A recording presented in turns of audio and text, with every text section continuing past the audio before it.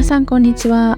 はじめまして。Learn Japanese with Hana のポッドキャストへ来てくださりありがとうございます。さて、今回は初めてのポッドキャストということで、まずは自己紹介をしたいと思います。私の名前はHanaです。日本生まれ、日本育ちの日本人で、母国語は日本語、そして英語と少し韓国語が話せます。最近は韓国語をよく勉強していて、で、この勉強を頑張ってその後にスペイン語を勉強したいなと思っています。言語の勉強が好きで趣味みたいな感じで時間がある時によく勉強しています。毎日何時間もしているっていうわけではないですが、少しずつ頑張っています。言語を学ぶ以外の趣味は旅行と運動です。海外旅行が好きでよく行きます。最近は韓国によく旅行に行きます。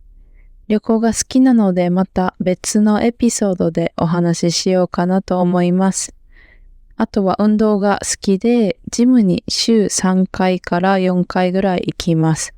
ジムに行かないときは晴れていたら外を散歩したり、雨が降っているときは家で軽く運動したりします。次になぜこの日本語を勉強中の方に向けたポッドキャストを始めようと思ったかというと、理由が2つあります。で、1つ目は私が韓国語を勉強する際にポッドキャストをよく聞くからです。そしてそれがすごく役に立っているなと思うからです。ほぼ毎日韓国語のポッドキャストを聞いてリスニングをしています。なので私も日本語を学んでいる方に向けたポッドキャストをできるのではないかと思い始めることにしました。教科書で勉強したりアニメなどを見て勉強していたりするとどうしても自然なナチュラルな日本語とは違う部分があると思います。なので自然な日本語のリスニングができるポッドキャストを自分で作ってみたいと思い始めてみることにしました。そしてもう一つは何か自分でクリエイティブなことがしてみたかったからです。ポッドキャストをやってみたいと以前から考えていたのですが、何を話したらいいかわからないし、どうやってポッドキャストを始めたらいいかとか何もわからず、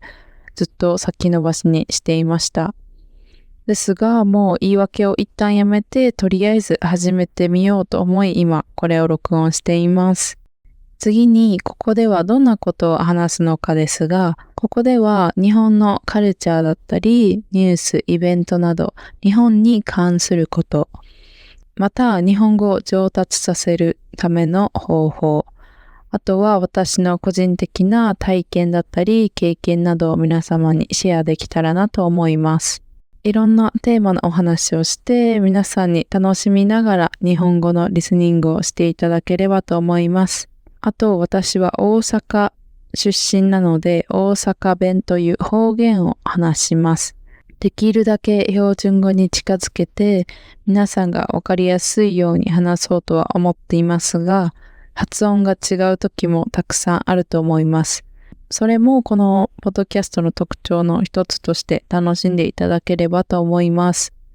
日本にはたくさん方言があって、単語一つでもいろんな発音の仕方がある場合があります。なので、こんな感じで日本語を話す方もいるんだぐらいに思ってもらえればと思います。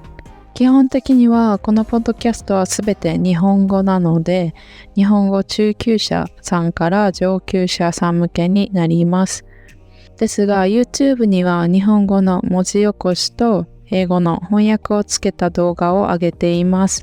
なので字幕を見たい方、日本語をもっと勉強したいという方はぜひそちらもチェックしてみてください。またインスタグラムもやっていて、そっちには単語、ボキャブラリーをメインに投稿しています。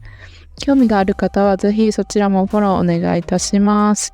今回はここまでです。皆さんが日本語を勉強する理由は人それぞれだと思いますが、皆さんの役に立つものを作っていけたらと思います。最後まで聞いてくださりありがとうございました。ではまた次回お会いしましょう。それでは。